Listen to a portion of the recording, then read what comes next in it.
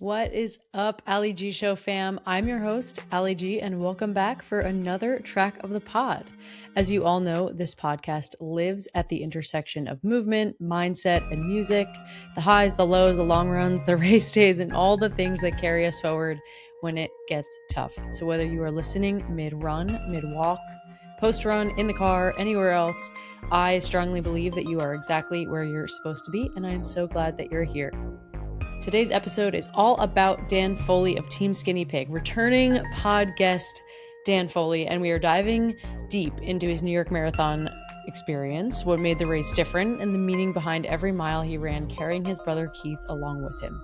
We talked race day from start to finish, Staten Island to Central Park, the highs, the tough moments, the community that showed up in a really big way, and what it means to run for something that's truly bigger than yourself. And yes, we also got a surprise drop in from Alex Karwoski of Peloton, which is just as fun and real as you'd expect. Huge shout out to Dan, huge shout out to Alex Karwoski. Thank you both so much for coming back to the pod, Dan. Thank you for coming on the pod for the first time, Alex K. And lastly, huge shout out to Backline for supporting the pod and supporting this incredible running community. We so appreciate you. Lace up, turn up the volume, and let's get into it.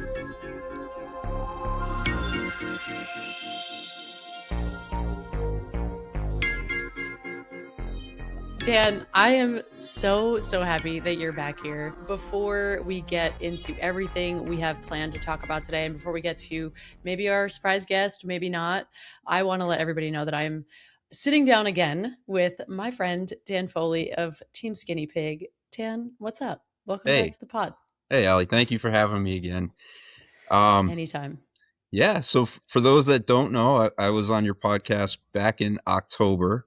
I'm a 44-year-old insurance director at Hanover Insurance, so I live a crazy life helping out with auto claims. And I have a beautiful family, a very supportive wife, and two kids, one who just started driving, God help me, Insane. and another one that just turned 12. So they're great kids, Wow. Paige and Theo. So I know. I can't wait to meet them. I hope I get to meet them at some point. yeah, I hear so much about them from you, and I see so much on Instagram, and you guys just seem like such a great little family. It's so awesome to watch from the outside. I appreciate that. Thank you. Yeah, and my daughter Paige, she'll certainly be running marathons in the future. I don't think my son Theo has any interest in it, so that's okay. Fair. It's fair. It's not for everybody, I guess. Yeah. We can't. How many people can we really force to run? I mean, I feel like I'm hitting my breaking point. My friends are like, please stop talking to me if you're going to force me to run a marathon. No, I love it. In all seriousness, I would love for us to talk about your New York City marathon experience, because the last time you were on the pod, we got to kind of talk about what led to that and what led to you running the New York City Marathon, how it was maybe kind of going to feel a little different than Boston. So yeah, are you down to kind of walk through the day from the very beginning? Yeah, absolutely. It was Sweet. it was an amazing day. It's an amazing marathon, so I'm excited to talk about it, and I'm really excited to do it again. So breaking news, I'm doing it again in 2027. Yes. I was hoping that you were going to say that on the Yeah. pod, on the record. I love it. I love it. I don't know if I'm going to make it in 2027. Maybe. I hope I do, but if not, I'll be out there cheering for you. So Wait, you said 2027. So 2020. Yeah. Well, I have a year, I guess, to make it. I mean, you could always join Team Skinny Pig and do it in 2026. Just throwing that out there. Well, I mean, do we have a deal right now? Are we making a deal live on the pod? If you want in, you're in. You're a Team Skinny Pig member, so you let me know. Wow. You know what? I will be messaging you about that when we're done. For all sure. Right. Sounds good. Well, talking all things New York City Marathon, let's start from the beginning. So it's race morning, Staten Island. You've trained for months. You are carrying Keith with you. You've got your 77 on your singlet. What were you feeling when you woke up in the morning? Man, when I woke up in the morning, I was relieved that it was the morning, because I could not fall asleep for the life of me the night before. Yeah. I got in bed at I think 8:30, and I was up until 2:30 in the morning, just tossing and turning and just so anxious, like, what is wrong with me? I'm not gonna be able to run this. And I was like, just fall asleep, and once you wake up, it's okay. So I don't know how Yeah. many hours of sleep I got, maybe an hour and a half, maybe 2 hours. But once I woke up, I was pumped. I got to Yeah. the bus outside of the library, met up with my friends Adam, met a new friend Rich, and Marisol. I had Yes. never met her until that moment. So we took the bus ride to Staten Island together, and as soon as I was on the bus, my nerves just kind of calmed. It was my 46th marathon, so like I knew once I was on my way to the start It's line, I'd be unreal. okay. It Yeah. was Marisol's first, right? Hmm. So I was able to help her calm her nerves on the bus ride, and that really helped me prepare, which was great. Look at you. And then when we got to Staten Island, I was incredibly lucky to have a VIP experience, which I don't know if I'll ever get again. But it was the first time I've ever been treated like that at a marathon, where I got to get to the front of security lines. We had this nice warm Hmm. tent to wait in. We had private porta potties, and then we get to start right behind the elite men, which was just unbelievable. It's insane. But I took a few moments at the start to just kind of sit by a tree and just think of Keith for a little bit. Hmm. Unfortunately, it was a pine tree, so I had sap all over me after that. But that's okay. No. No. Hey, listen. I mean, you sit where you got to sit, right? Yeah, I mean it was a nice tree in the sun, and it was a little chilly, so I just sat Hmm. there, just took a moment to talk with them, and then I called my family and just said, I'm ready. I'm ready for this. Let's track me, and we'll see how I do. Got Well, some you crushed incredible it. opportunities to talk with some Peloton instructors that were at the start with me. Mariana was Hmm. there, shared some hugs with her. She's been very supportive on this journey since I lost my brother. I met her at the studio probably almost 2 years ago now, and my brother was fighting cancer at the time, and I shared his story with her, and we had lunch together. And throughout this all, she's been incredibly supportive. So she gave me one of the best hugs at the start, and it was just a really special moment. I got to talk to Ben Aldis a little bit before the race. We talked about I talked about being a father and gave him some tips on his upcoming newcomer Hmm. to his family, which was pretty cool. It's So just awesome. like a lot of really cool conversations and moments to kind of take me out of that like stressful and Hmm. anxiety moments that Hmm. people sometimes have before the start of a race. And then we walked up to the Absolutely. start, lined up. I could see the bridge, and um, New York started playing, and I don't know. It was amazing. It was Yep. pretty The amazing. cannon goes off and it always I'm always like crying at the start and I'm not like I'll like shed some tears at the finish line at the start line and obviously marathons mean a lot of different things to a lot of different people but when the cannon goes off and they start playing New York for some reason just I just immediately am like tears. Yeah. I can't control it because it's so emotional and it's like you just feel it in Yeah. your soul. I feel like at the start of the New York City Marathon and it's one of the most like I don't think dramatic is the right word because it's not dramatic per se, but it's just more like, I don't know, it's bigger, it's more like fluffy, Yeah. I feel like. Whereas, Boston, you're kind of just like running into the corral and then you just like start. It's like not I as know. not as drawn out. Absolutely. I mean, the iconic Rosano Bridge is right in front of you. I mean, you can see Hmm. the skyline in the background. Like it's like it is very dramatic compared to most starts, and For it's sure. worth it, and it should be because it's the New York City Marathon. So, No, absolutely. It's uh, crazy. What was the first mile like for you? Like going over the bridge, did you stop? Were you like, I got to keep running? What were you thinking? What were you feeling? so I met someone at the start that was with my friend Adam. His name is Rich Vaughn, and he was Mhm. telling me, he was aiming for a sub 4 marathon, and I was like, well, I'm aiming for a 3:48. So he's like, oh, well, let's start together and run. And so right from the start, him and I kind of took off together. And then that first mile, I mean, in every marathon, I can tell you those first like 2 to 4 miles are always the absolute worst for me. Like every ache Yeah. and pain in my calf and in my shins, and I'm like, oh my god, I'm not gonna be able to do this.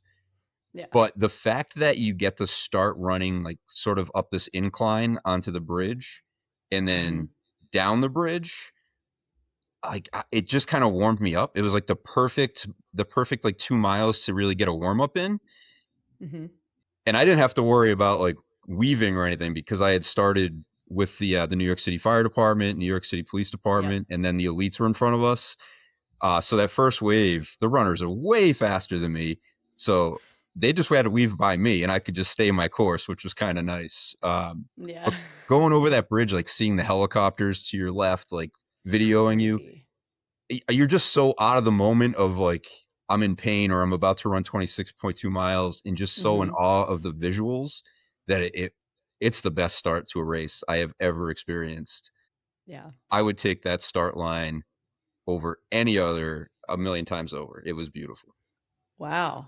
It's a hot take, but a popular one. I feel like I Yeah, have I the think so. same I'm the same way. I think the bridges everybody's afraid of the Verrazano and the incline typically. Like that's the first thing I hear when somebody talks about the marathon. We talked about this on the last track, but I think it actually helps kind of get things moving. And then that downhill off the bridge when you go into Brooklyn and everybody is just roaring. It's insane.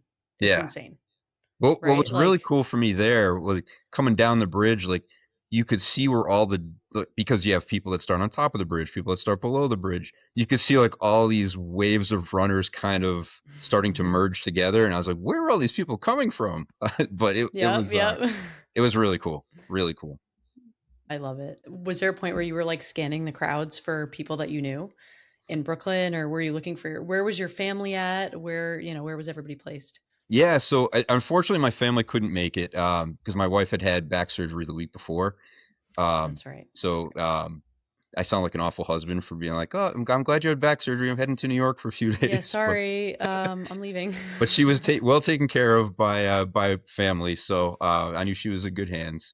But I had friends from like all chapters of life that kind of surprised me. I had a friend fly in from California who I hadn't seen in 7 years.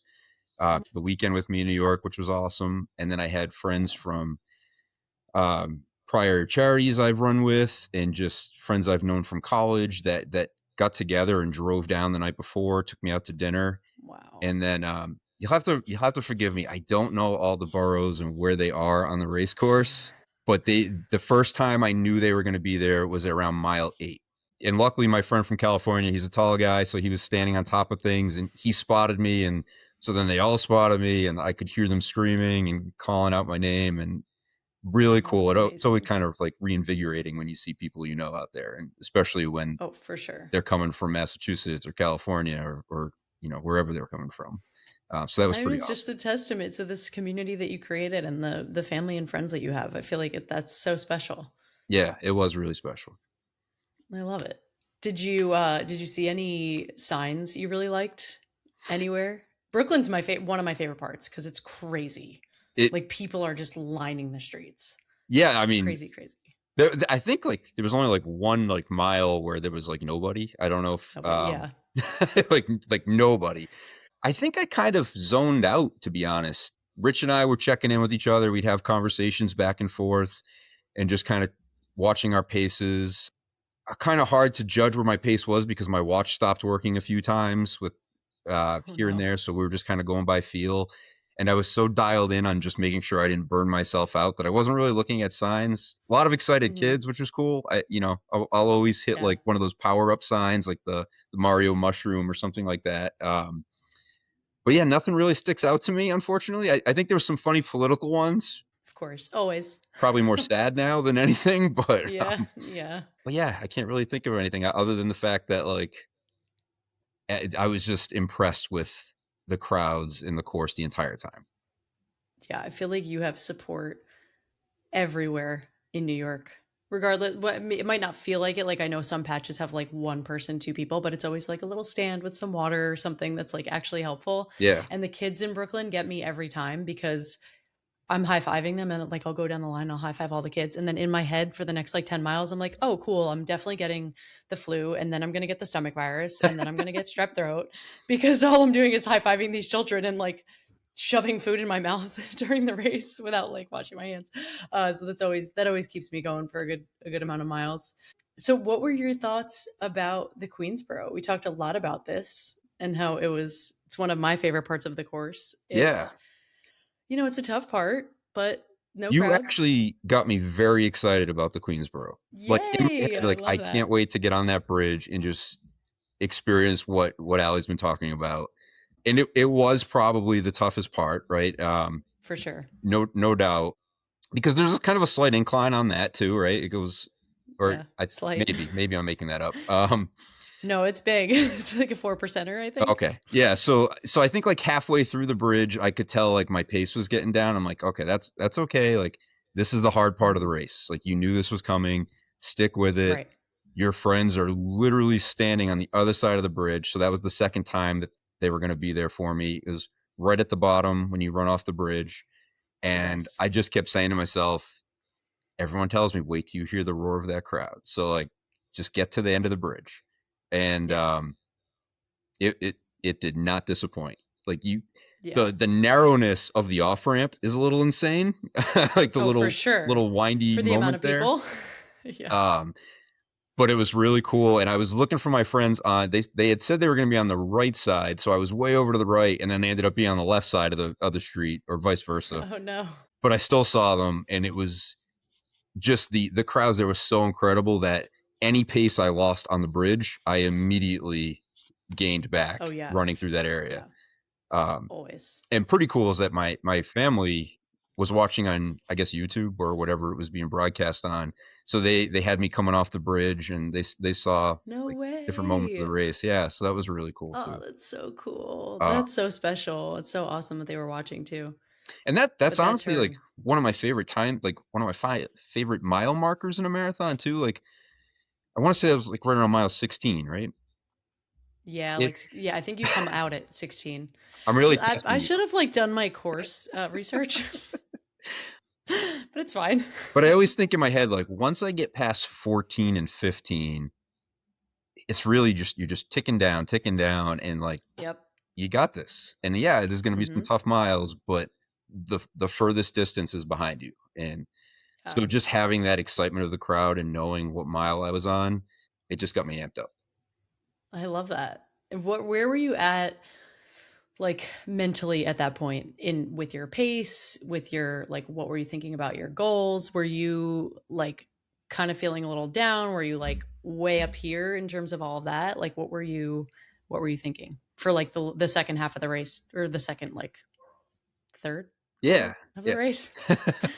So, this is where I was conflicted quite a bit throughout the race, right? At that point, looking at my watch, like I knew I had gone a little bit slower than I wanted to PR, but I was also like mentally in an okay spot because I was running with Rich. I wasn't alone. I wasn't in a lot of pain. I was doing it right, and then I was like, well, I trained to do a 3:48, so like shouldn't I be going faster now? And I so back and forth, and we'll get to this, but there was a certain point where Rich and I split ways, and that was towards the end. So I know we're going through Oh, segments here. So at that point, I just kind of decided, okay, I'm going to stick with Rich. We're going to finish together. It's not going to be a PR, but at this pace, we'll definitely be under 4 hours, and ultimately, that's my B goal. So I'll be happy with that. right.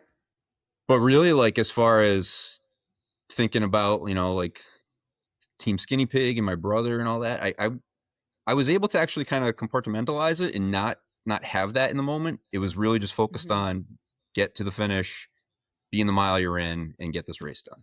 I love that. It's such a good way to talk yourself down, especially if you're like kind of in those final miles and a little bit down about it. Like just remembering why you're there and all that you did to get to that point is so important. And like being just physically in that 1 mile, even if it might suck in the moment, Yeah. you're getting through it, right? Like one by one. That's what I tell myself every time, one by one. I'm like, I could do that for one more mile, do it for one more mile, tell myself 26 times, Yeah. and then it's over. I'm always It's, to the next water stop. That's always my goal I like that. because I always walk through water stops. I'll get the water, I'll run Hmm. to the Gatorade, and then I'll split it half and half, and I'll walk while I drink that. And then as soon as I'm Hmm. done, I start running again.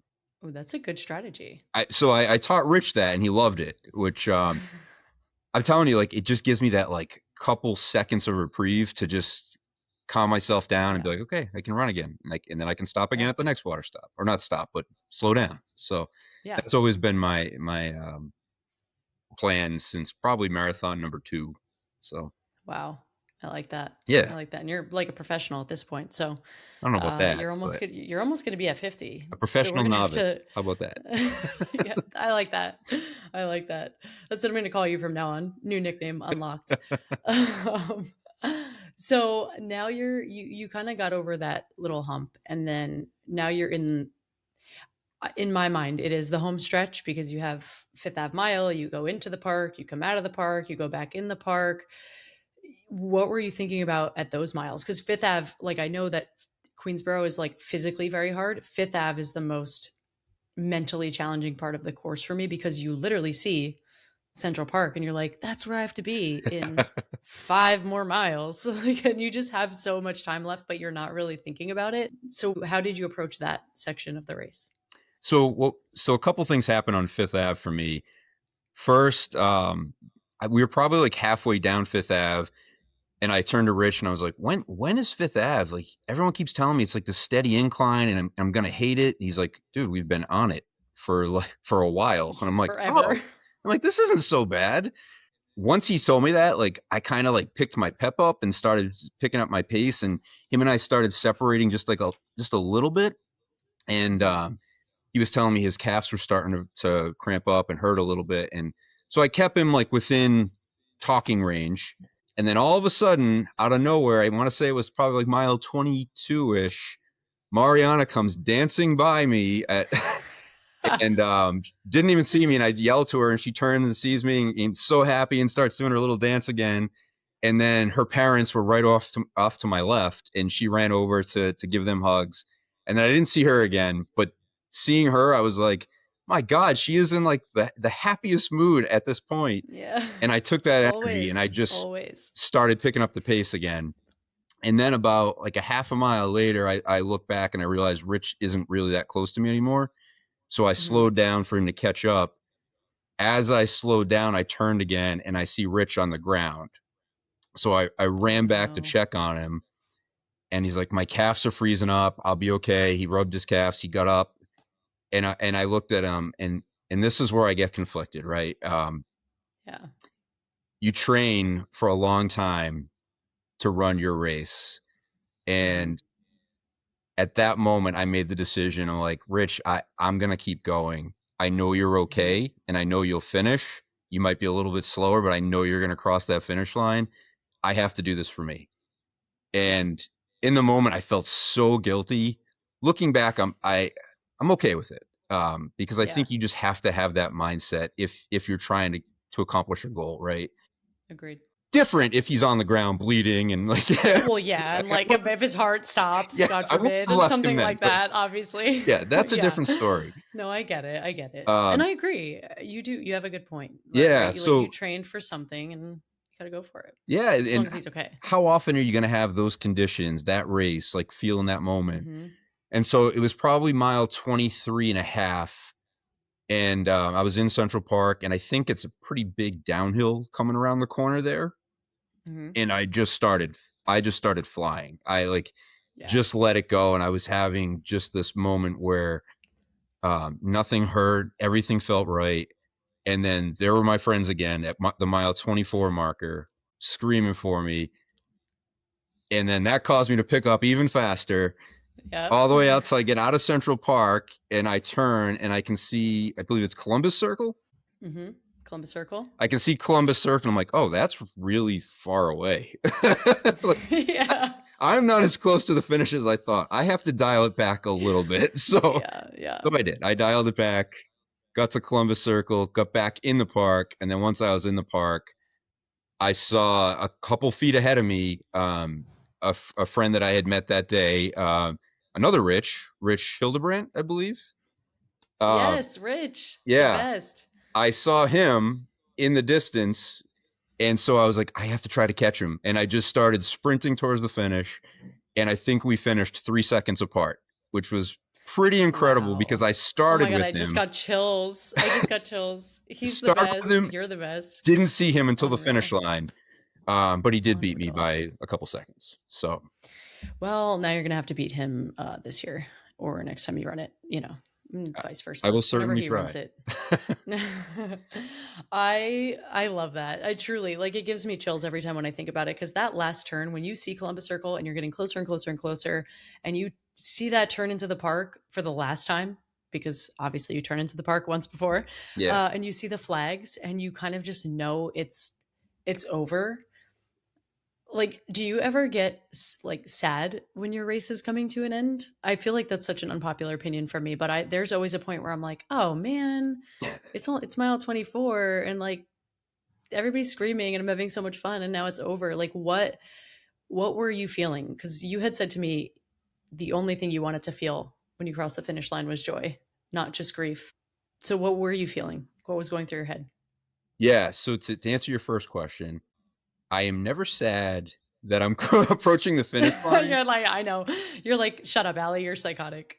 No, but I can I know handle I it. do understand what you're saying. Like I love that moment. Like in Boston, when I turn onto Hmm. Boylston Street, I want Hmm. that moment to last forever because it is Forever. so Forever. incredible. Being that this was my first New York, the second, like next time I do it, that'll probably be that same feeling I get when I see Columbus Circle and then turn there. Hmm. This time it was just it was pure joy. Really cool that I had seen like Rich cross the finish line right before me.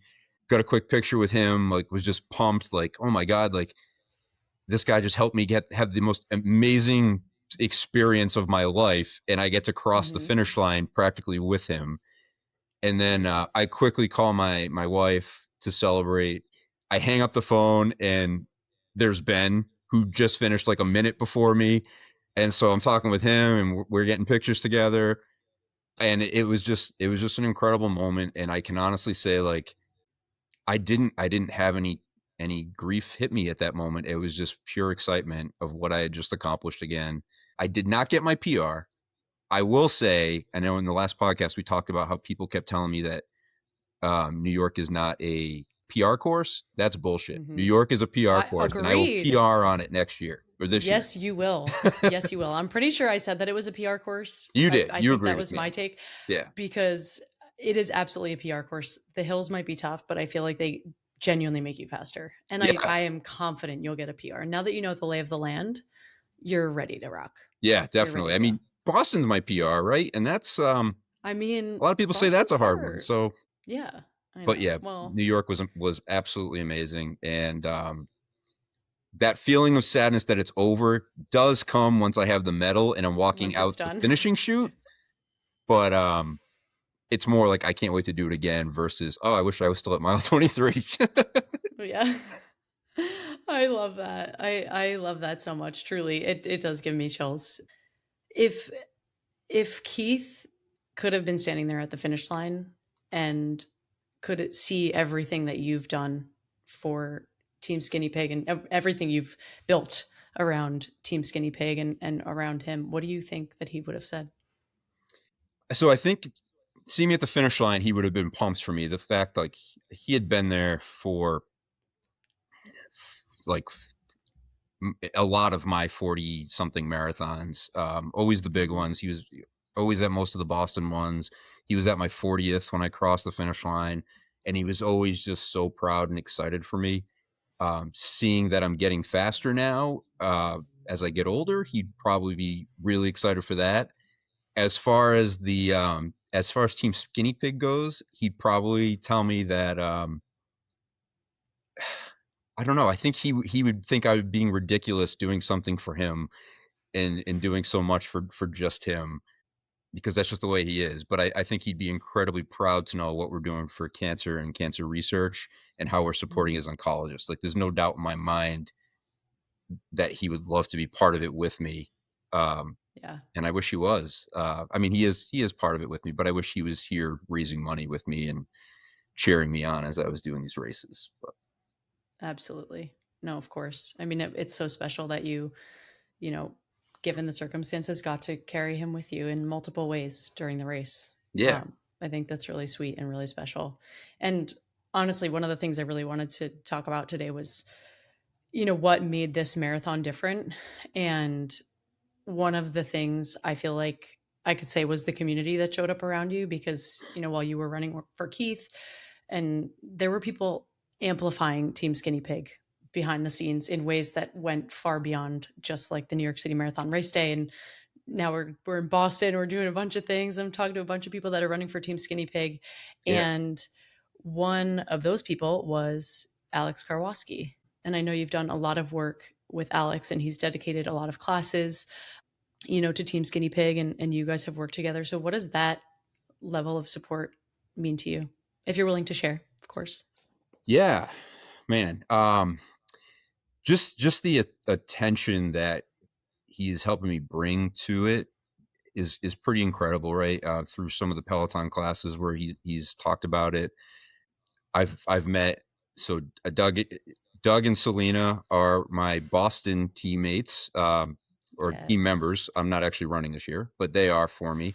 So Doug learned about it through Peloton and through my interactions with him at the studio. When Alex initially did this brothers row where we talked about Team Skinny Pig back in January of last year, there were two individuals in that class, Bob Olson and Anthony Weil, who have kept in touch with me ever since that row. Bob is actually hosting a Team Skinny Pig event for me on April 25th at his Love it. brewery, and it is Bolero Snort Brewery in Carlsbad, New Jersey. Yes, New Jersey. Represent.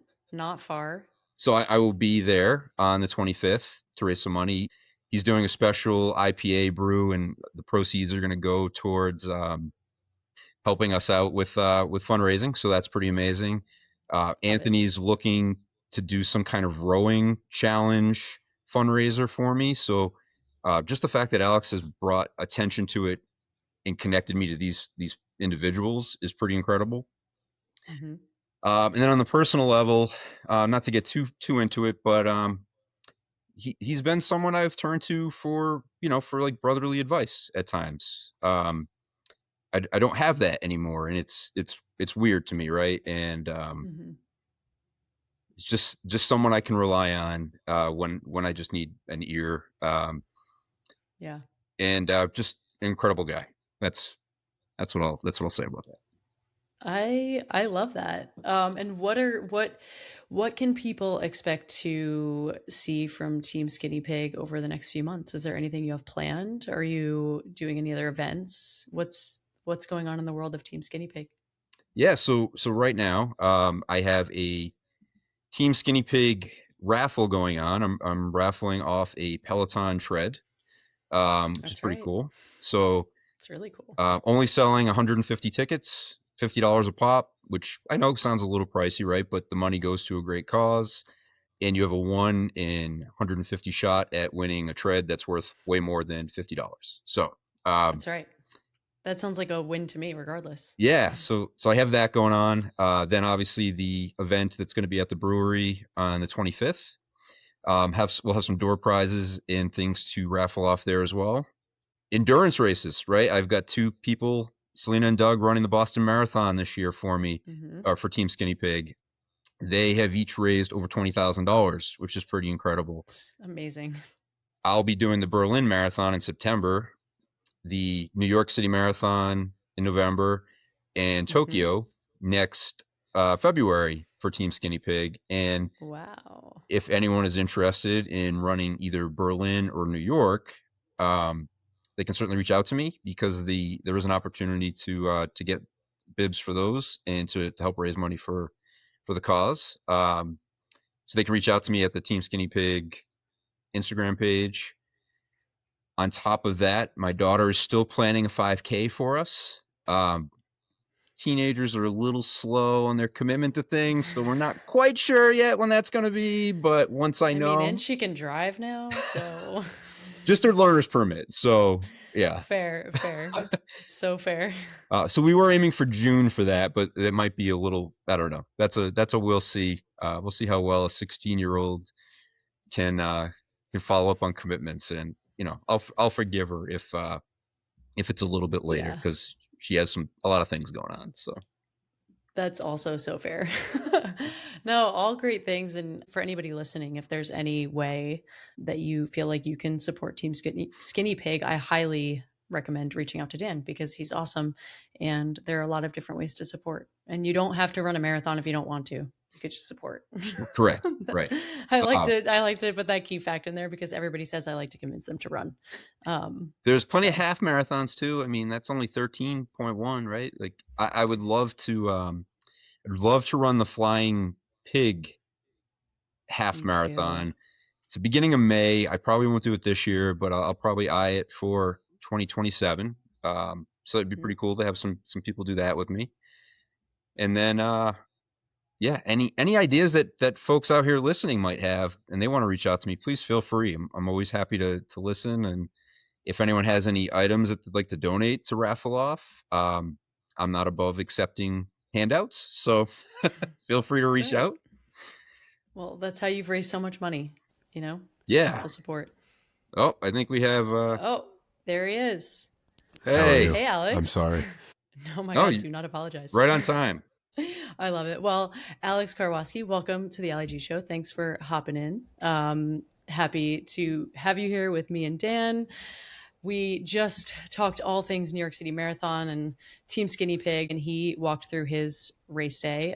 So I just wanted to, kind of have you here and ask if you could chat about, when Dan first told you about Keith and Team Skinny Pig and kind of what stuck out to you. First off, thank you for having me. It's great to be here. Great to see you both. First time Dan told me about Team Skinny Pig and Keith goes back. Gosh, Dan, correct me if I'm wrong. This is now 2024, I believe. Summer of 2024. Yeah, it was like September of 2024. Okay, some would say late summer, early fall. I guess it's semantics. Still summer. You're right. You're right. Sure. No. It's one of those things where, as terrible as I am at social media, overall, I'm working on it. It's a continued struggle for me. I do reply to all messages from people, nice and mean. I've replied to them all. Dan's, thankfully, was a nice one way back then. And he took some class of mine, and I mentioned that my brother had some issues. And yeah, he then took a class, and I'm definitely botching this story a little bit. I apologize, but I was really more prepared to do the running side of things, not the origin story here. But then he came to a class and we chatted a little bit, and it was one of those, I mean, look, I'm still relatively new to the Peloton thing, but there are some members, all the members are wonderful. Is this being recorded? All the members are wonderful. They truly are. Some of them will talk to you and tell you how much they love your class and this and that. And you're like, thank you. It's like, I don't know if I give off that vibe, but like, I try to make enjoyable workout classes and all that. But like my goal is that you take the class and then you go on with your day. Like, I don't need to be kind of memorable enough for you. In talking with Dan after this class, I was struck by how memorable his story was with his brother, and even not getting the whole thing, the bits and pieces that he did share. I was struck by that. It's something I said offhand about my brother and cancer and that, and here comes Dan, this guy that I chatted with, and yeah. So then fast forward to the end of that year, and I had thrown out there that, hey, would love to do like a brothers row. We have this 60-minute row coming up, all this. And Dan, I think reluctantly, was like, man, this guy's getting way too close to this whole family issue. No, he was kind enough to say, that sounds great. And so then we talked on the phone, I think early January, and I had already started to put the class together, got some songs, all that. And it was really one of those things that struck me as kind of the power of connected fitness and moving together, exerting physical effort while mentally being, mindful of other people in not necessarily the same, but similar, scenarios in life and what it means. So, yeah. I love that. Well, thanks for sharing. Do you want to talk about the running side of things now? Now that I put you on the spot, I'm so sorry. No, again, the running side of things was the long and short of it is Dan's a bully. Everyone knows this. And he We were just talking about it. I said you have to stop. He told me I shouldn't say that, so I take it back. When he asked very offhanded, very casually, it's like, hey, like, you can say no, but, you know, and whenever somebody starts with, you can say no, but, you're like, well, now I definitely can't say no. He said, you can say no, but I was wondering, would you be interested / willing to run for Team Skinny Pig for the New York City Marathon? And I was like, yes, of course. Like, no, I don't think it's a worthy cause. Like, no, like, yes, of course. And I was, again, genuinely flattered and humbled by the fact that this all started because of something in a workout class, which is a very, I don't want to say offhanded, but like, I've done a lot of these classes. I say a lot of things. Some of them make more sense than others, but this resonated enough to the point of Dan wanting me to then join him in representing what it was that he created to honor not only his brother, but all people going through situations like this, through cancer research and renal cancer, like that. Mm-hmm. So it meant a lot. And yes, I joked that he was a bully. It was a very friendly, happily bullied into joining his team. Is it safe to assume that showing up at the start line was that your second New York City New York City Marathon, second marathon ever. It was, right? Wow. So it meant something a little bit different and maybe a little bit deeper than you could typically say. And I don't know if Dan shared, but he had sent me a pair of Team Skinny Pig socks months prior. And I asked if it would be all right if I made a little sleeve out of one of the sock top parts. And he said yes. Mm-hmm. So we both were wearing little Keith memorabilia. Oh, yeah. Oh, I love that. That's so special. I love to see the bond that you guys created over this. And Dan was talking a little bit about it before, and of course I believed him, but it's nice to hear from both of you and kind of witness it in real life. Well, virtually, but you know what I mean? No, that's really cool. And I guess just quickly, like on a personal level, do you have any marathons coming up in the future? And, you know, what are your plans? If you're willing to share, you don't have to. No, I'm a very private person. Yes, I signed up again for New York this year. Goal is still to beat Bex. It's nice when you have a goal and it can just stay the same. It's nice because it keeps it simple, but it's not nice because it means I didn't hit it. But again, it's all part of the process and it's fun. That's right. Well, I remember, side note, when I think it was 2024 when I ran. That was the first time you did it, because I think we all started in that same vicinity. And I remember Mariana was like, oh yeah, Alex is just trying to beat Bex. And I remember like I started in the front and you just went shoom, like right by me. I'm like, go off. He's going to do it. He's going to do it. What do you finish in like what, the top 1% of all men in the world at marathon? Probably, right? That's true. That statistics, you can't, it might be. This isn't like an $18 trillion situation in terms of investment. You can't just throw out numbers that may or may not be. Oh, sorry. You can't use that. You have to cut that. Don't. Math is real. Statistics matter. Okay. And I do not believe in any way, shape or form that I was in the top 1%. No. I think you're capable of it. You're just being humble. It's very fun. I just. Top 5%? Sure, Sorry. I'll take top 5. But it's not about the finish time. I really feel like I'm in the middle of two brothers right now. I'm loving it. Well, age-old question I feel like I have to ask you, is Dan going to convince you to run any other marathons officially as part of Team Skinny Pig? Any other than New York? Yeah. Well, my brother is running Boston this year. And I told him I would run with him if he could get me a bib. But he did not. So at this stage, I guess Dan is more... No, I'm not going to say that. My brother's great. I don't know. There's something about living in New York, having only run New York Marathon. There's so many other cool marathons. It would be... to go and run anywhere else. Yes, I would do. What am I going to say? No, I don't want to travel to some city and run. Like, of course, yeah, Yeah. yeah. And How support a great about you? cause. What's Yeah. next on your No. docket? I also have Boston. Coming up? I just did a random marathon. When you say That's random coming up. marathon, It's you coming up. okay? I just did a random one. Like I did it in Okay. Wilmington, North Carolina. One of my friends got injured. And it was honestly a blessing in disguise because I PR'd for the first time in like 3 years and I wasn't even going for it. So this is like proof that when you drop everything and all the stress, like, Congratulations. things That's happen. So now, was that part of training for Boston? Yeah, it was. It was just a super long run. That's and the perfect way to do it. Super long run. That's, Yeah. yeah. Super long run. Yeah, and then I have Boston, and Dan may or may not have convinced me to run New York this year. If you So need, we'll see. I sort of bullied Allie before you joined the call. Yeah, again, if you more did. bullying was done in this way, I don't think it would have the same connotations. But maybe there's a better word we could, yeah. Yeah. Well, I love it. No. Well, thanks for sharing, Alex. Dan, do you have any questions that I missed? I mean, I could bully him into running the 2026 New York City Marathon as part of Team Skinny Pig again, but I feel like that's just a given, right? I mean, you haven't formally.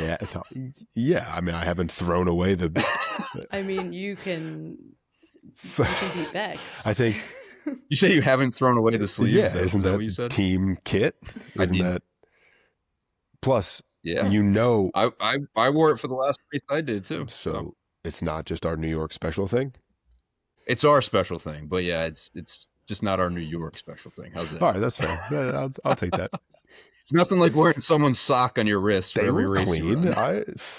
I mean, that's cool. It's a cool way to wear it. It's a cool Plus, kit. if it was Nobody a else has shirt it. or something like It's that, unique. that's too much, right? Because you don't know the weather for it. But like something that takes up this much space, like okay, that's doable. Fair. Yeah. So true.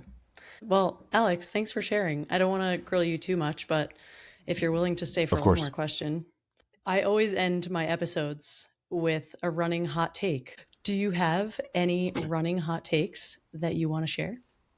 Could be good, bad. People might disagree. Okay, I don't know if it's an actual hot take. And please keep in mind, nothing but love for the city of Boston, not only as a running, centerpiece. Ooh. Oh no.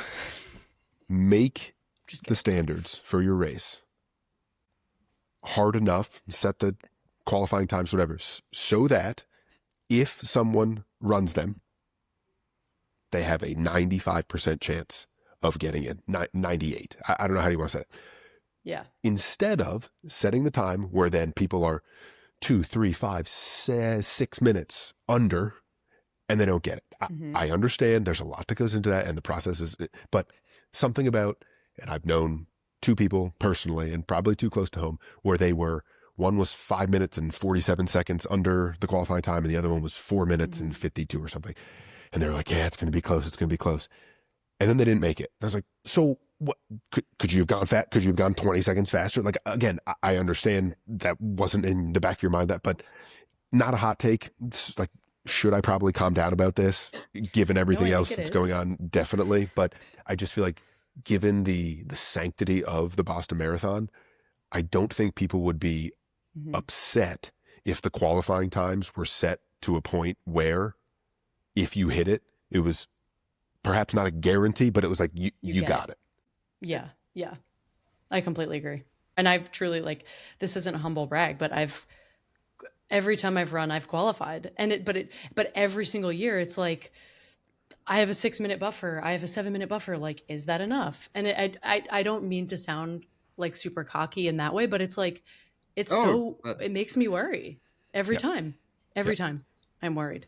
And it's like, okay, so you want to lessen it to 3:25 for me. It was 3:30, now it's 3:25. It's like, well, if I run a 3:24, you just made it harder for me to get in. Versus so like if it am I were, in?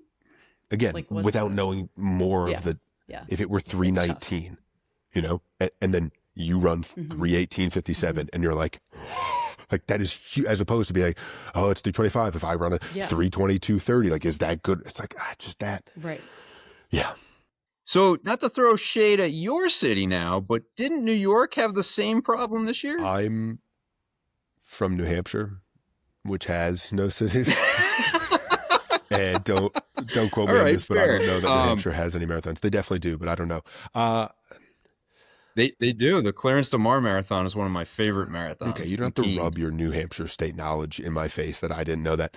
But also, I'm sorry, you're upset that New York, the largest marathon in the world, didn't get enough people to do it?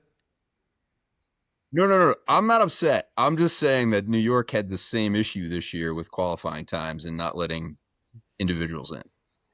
I totally agree with you that just make the qualifying time harder so that if you make it, you make it. Look, I don't get why everybody who wants to run can just run. Okay, what's a couple extra thousand people? No, I couple extra 30,000.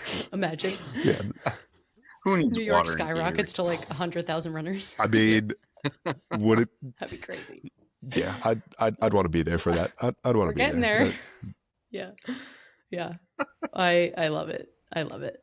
Well, thank you, Alex, so much for joining. This was so awesome. I appreciate your time. Yeah, and hey, while you're on, I'll publicly thank you too for the attention you brought to Team Skinny Pig through your classes and all that other stuff. And then I'll give you shit on the side when we're not on a podcast for other stuff. So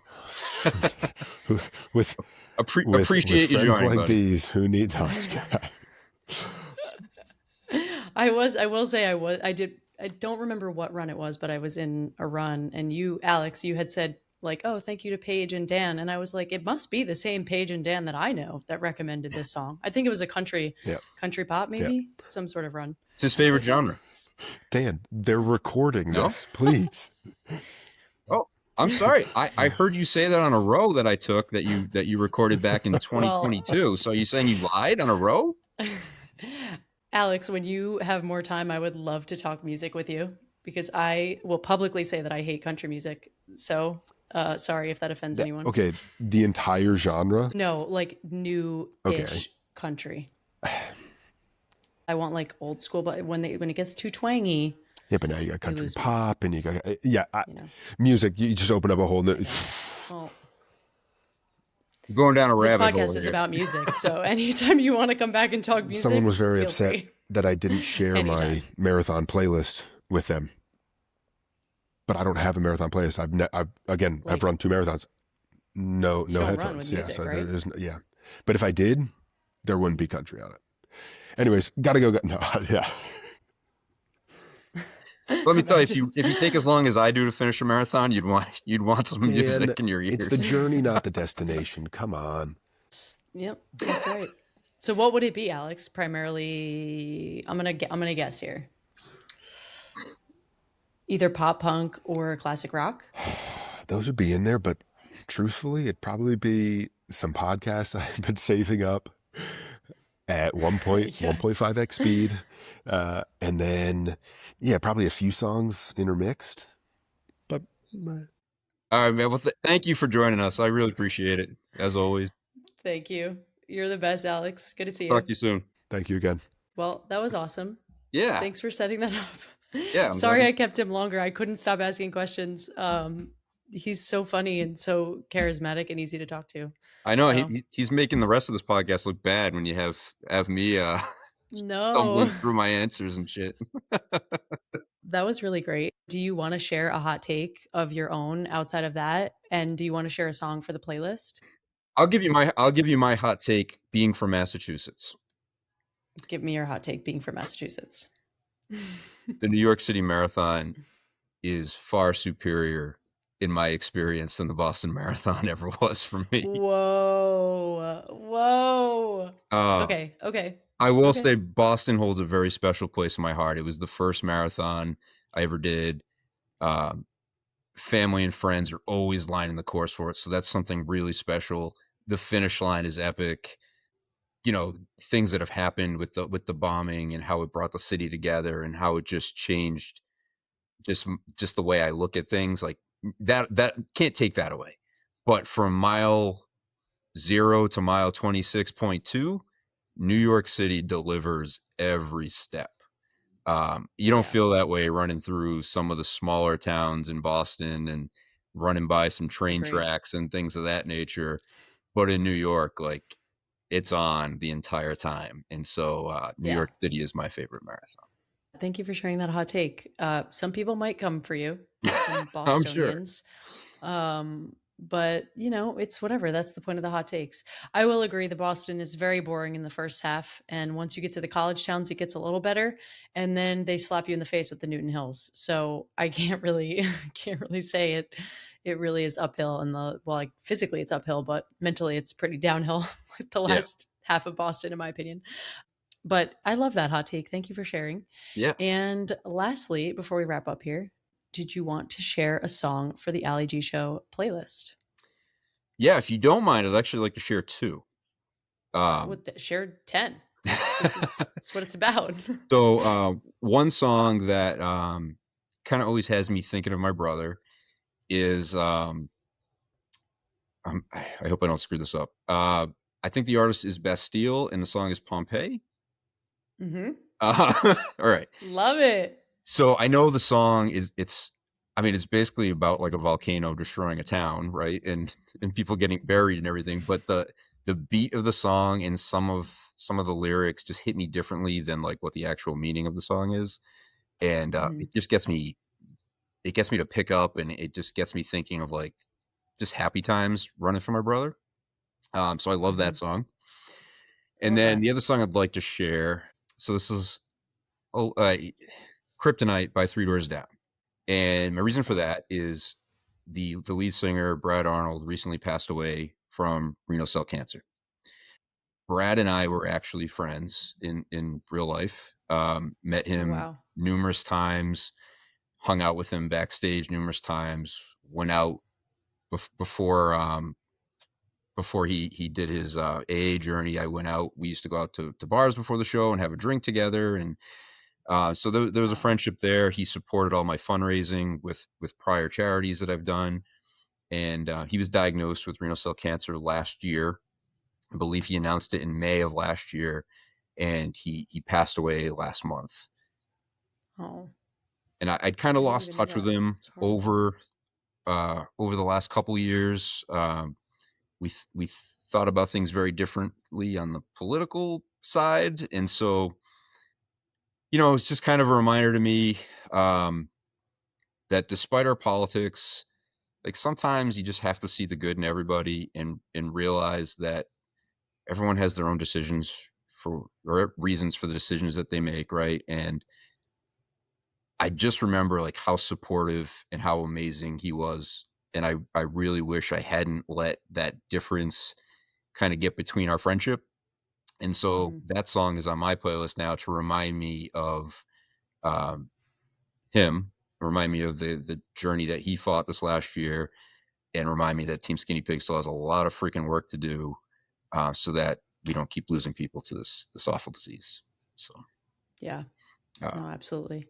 on a Well, thank you for positive sharing note, those two. I want to just end with the fact that we exceeded our $100,000 goal at the beginning of Yeah, you December, did. which is pretty cool. Let's go. And this week we hit $130,000. So Oh wow. pretty amazing. Wow. That's amazing. Yeah, the That's next goal amazing. is 350,000, Okay. and I'm I'm not gonna putting do a it. timeline on it. And then after that is $1 million. So that's where we are now. And I love it. anyone that wants to join, please feel free to reach out. I'm already convinced. But I will spend all of my time convincing other people because I believe in Team Skinny Pig and I believe in everything you're doing and I think it's amazing. So thank you from me and the people that I've lost, unfortunately. Um, it means a lot. It really does. So Yeah, thank thank you, you. and thanks for Dana-Farber sharing does your story. amazing things, and charities like this are more important now than ever, especially where Hmm. the current administration is making cuts to departments that really need the funding. Yeah. So they're getting a lot of their funding for research from events like this, and so Hmm. I encourage everyone to support their friends and help make a difference. Absolutely. Well, on that note, Dan, thank you so much for sharing your New York City journey, for bringing Alex K on the pod, for sharing everything you're doing with Team Skinny Pig. I think it's amazing, as I said before. And I will, for everybody listening, I will put everything that Dan talked about in the show notes, including the raffle and the event and everything. Dan, thank you so much. You're the best. This was awesome as always. And I can't wait to see you in Boston. Yeah, I can't wait to give you your medal at the finish. Looking Yes, forward to it. I'm literally, it's all, I'm like, I just need to make it to the finish line and find you, because I will deny medals until I find you. You'll find me. I'll give you no, very but specific instructions on how to find me. Don't worry. yes, yeah, I'll find you. But no, you're the best. Thank you for being on the pod again, and keep doing what you're doing, because it means a ton. Thank you to for a lot having of me. I people. appreciate it. We'll see you soon. Anytime. See you soon.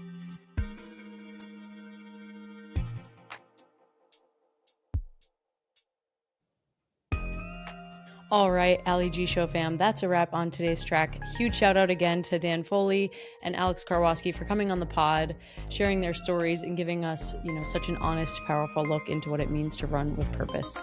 Team Skinny Pig is doing truly incredible work, over 130,000 raised, as you heard from Dan, and counting, and this is just the beginning. So if this episode moved you in any way, I highly encourage you to find a way to get involved, support, or simply help spread the word about Team Skinny Pig. I will link everything in the show notes that I think you need to know about Team Skinny Pig. Anyway, take that energy with you into your next run, walk, workout, whatever movement looks like for you this week. And if you love this track, don't forget to subscribe, rate, and share the pod with a friend or training partner. It really helps the show grow. You can find me on Instagram at @the_Ali Show, and be sure to follow Team Skinny Pig to stay connected with everything Dan is building and all the ways you can get involved. As always, keep moving with purpose, and I will catch you all on the next track of the Ali G Show. Bye.